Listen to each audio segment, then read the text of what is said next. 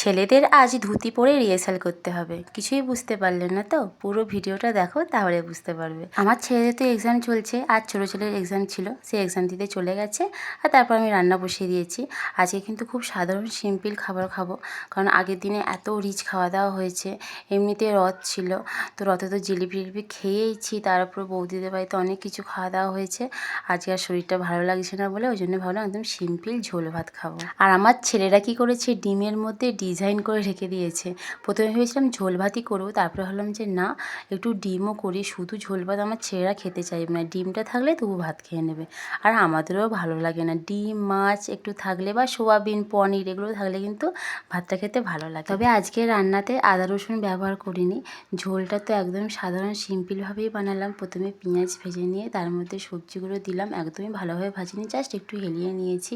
তো তারপর সব গুঁড়ো মশলা দিয়েছি, ধনে গুঁড়ো, জিরে গুঁড়ো, হলুদ গুঁড়ো, নুন দিয়ে একটু নেড়ে ছেড়ে জল দিয়ে দিয়েছি। রথের দিন আমরা যে জামা কাপড়গুলো পরেছিলাম সেগুলো না রাত্রে এসেই ভিজিয়ে দিয়েছিলাম, তারপরে শুয়েছিলাম। তো ঘুম থেকে উঠেই কিন্তু আমি সব কেচে দিয়েছিলাম। তো সেগুলো কিন্তু এখন আমার শুকিয়েও গেছে। রান্নার তো সেরকম কোনো ঝামেলাও নেই, তো হাতে অনেকটা সময় ছিল, তাই জামা কাপড়গুলো সব গুছিয়ে রাখলাম। আর আগের দিনে জিলিপি ছিল, আর ব্রেকফাস্টে আমরা আলু চচ্চড়ি আর মুড়ি খেয়েছি, আর সঙ্গে একটা করে জিলিপি নিয়েছিলাম। আর এখানে সব টুকটাক করে জামা কাপড়গুলো গুছিয়ে রাখছি।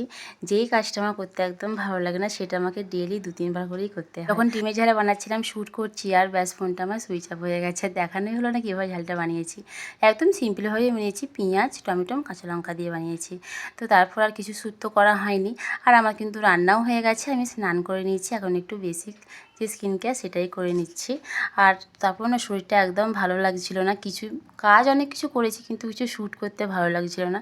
ছেলেকে পড়িয়েছি, খেয়েছি, কিছুই শ্যুট করা হয়নি। একদম সন্ধেবেলার রুটিনটা তোমাদের সঙ্গে শেয়ার করছি।